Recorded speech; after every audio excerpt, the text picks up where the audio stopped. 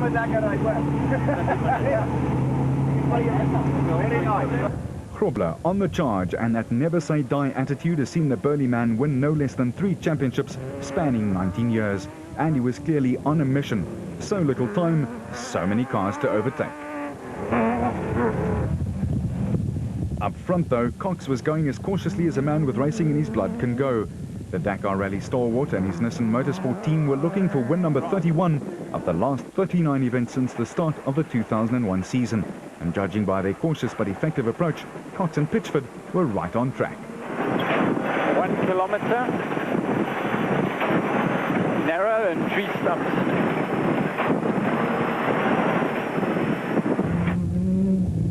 Vos and Ter Steege going like the clappers, but the misfire was costing the big SP some power, and it hurt their chances of claiming back any places. Schroeder and Harris, meanwhile, were going as they predicted. Their class of vehicle could not match the other classes for speed over this type of terrain, and they were just trying to hang tough in the Ford. Let's go in car with the Ford Deo.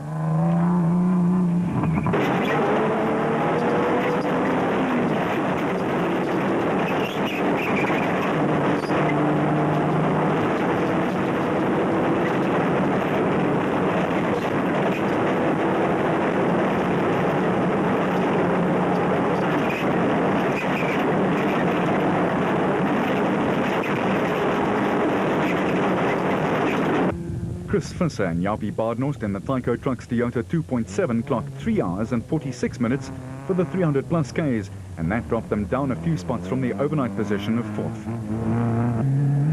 Cronje and Houghton were still in 7th, but they had got lost a few times and their gearbox was sounding decidedly spotty.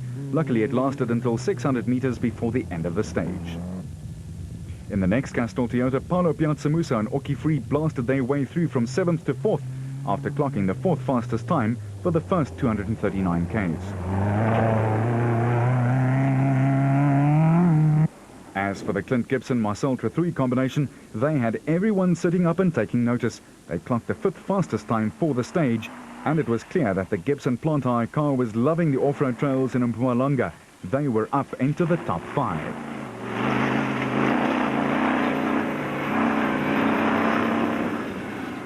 Gary Berthold and his partner Siegfried Rousseau were 9 minutes behind Cox, but had driven right into 4th place and were looking to gain one more before the end of the 3rd leg, and they were well on the way to doing that. The ride of the day, though, undoubtedly came from the Harpers. They shot up to 3rd in class and 8th overall with the 4th fastest ride of the day on leg 2. And still they weren't done. They were going even better on leg 3 despite suffering a broken CV boot. Bevan Berthold and navigator Nick Solomalera and their I-Burst bat, they lost 2 tyres, borrowed one from Hutchison and Horn on the proviso that they stay behind the Motorrad pair, and you guessed it, they then punctured and wanted their spare back. Luckily the I-Burst boys found another spare and made it back to base. Another phenomenal drive came from the pocket rocket, Hutchinson and his co-Vincent Horn, who were doing a fine job in the Motorrad bat. They picked up 1 place from 13th and were on the way to collecting another, despite the flat they had.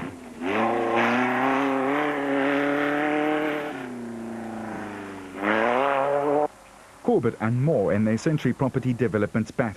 Their throttle was stuck wide open, but nonetheless they were having a ding-dong battle with Gibson and Trethouille. It could not have been that much fun though, throttle open and very little brakes as a result. Henry Zermatten as staunch as ever in the Mastercraft Ryobi Mitsubishi, despite the fact that they had heard a suspicious noise in the diff and were getting along in 2-wheel drive. The Super Pave Chenoweth with the walks, Rob and Gareth Innett had what they called a moment when they burst a tyre at 200 k's an hour, but they were still there and making up places. Marsh and Whitehouse in the Nashua Mobile Bat. Whitehouse was the Class A co-driver championship leader by 7 slender points from Ryan Harper, with Reg Sutton in 3rd.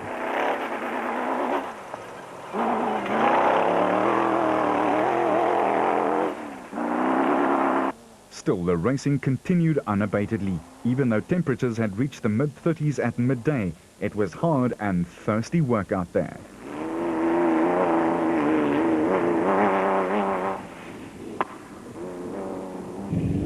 The truggy of Gil Nel as driver and co-driver Peter Newbury, picking their lines carefully, and going about their business very effectively.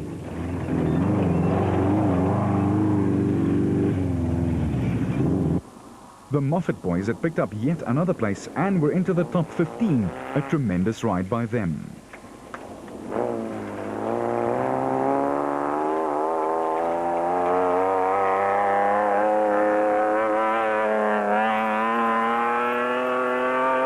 While Ernest Corbett and navigator Warwick Goosen looked like they would stay exactly where they were when the day started, in 17th place.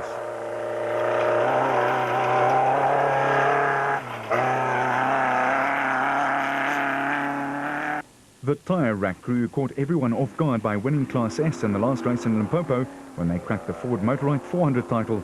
Naim Mosaji and Moti Nazim were obviously having a rip-roaring time. The Raysonics racers in their gold Nissan 3.3 were to the better by 6 places and were also having a fine time. And while that Nissan was soldiering on, this one wasn't. The 4-litre SP with former SA champ Duncan Foss at the helm were experiencing serious misfire troubles and stopped to check it out. This cost them the maximum in penalties. When they got help, and for them it was game over as far as a win was concerned.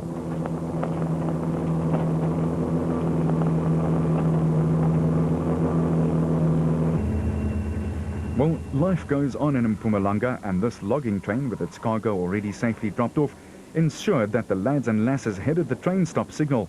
This is one heavyweight you don't want to take on.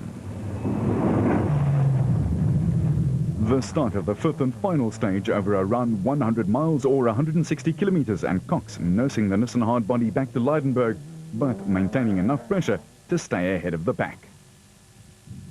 Gibson and Trethui were chasing after them in the 2nd place. They were 18th on the championship log with 18 points, so they needed as many points as they could get.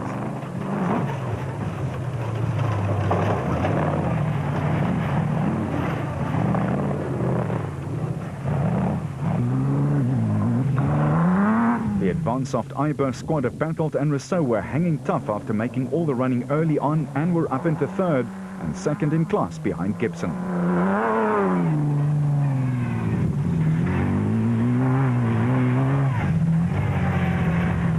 Piazza Musso and his on-the-ball co-driver Oki Farid smashed and grabbed their way into the top 4 with a super drive on the 3rd leg in what was the 8th fastest time of the day.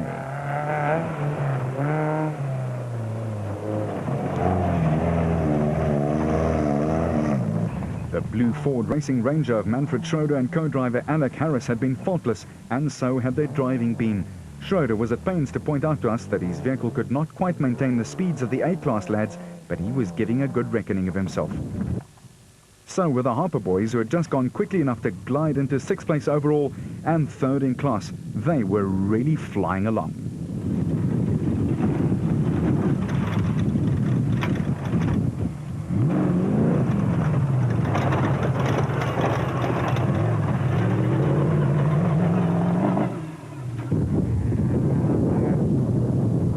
Visser and Bartnorst were in fine form too and had secured the 7th place in their Toyota 2.7.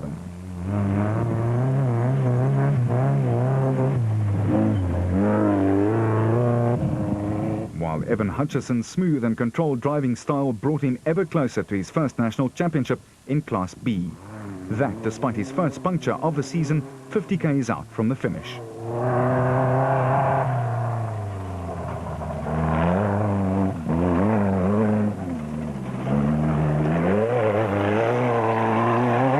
Mosaji and Nazim were also going well, even though they suffered some electrical problems, but replaced relays which alleviated the worries straight away. They were leading in the special class.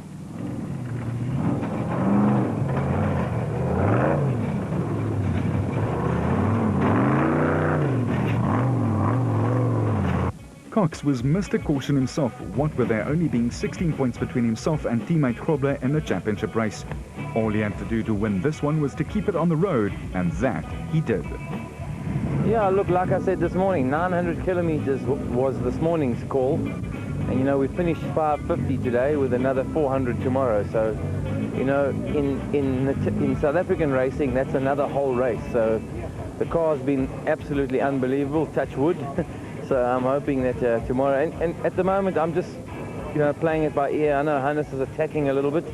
He lost a bit of time today, and I came back on him, and But I think he's won the day, but overall I'm still leading. And for me, the points for the championship, I'd love to go into Carnival City leading the championship with not as much pressure as Hannes is going to have. So sure, tomorrow's a big day, and I'm sure I'm going to be listening for every rattle and squeak and noise that's going to come from the car. Well, Clint Gibson and Marcel Trethry were making their own squeaks. They were a surprise second, but had a strategy which paid off. Yeah, we had a good day today. We had a strategy to take it slow, which we did do. For the last 50 Ks, we started putting the hammer down, so we could obviously try and catch up to Gary, and I think we've hopefully done enough to put us on pole tomorrow in the specials. Results after almost 700 Ks of racing. A lead of 17 minutes for Cox over Gibson, but he actually had a class lead of almost an hour and a half. Piazza Musso led the D class, while Visser was ahead in Class E.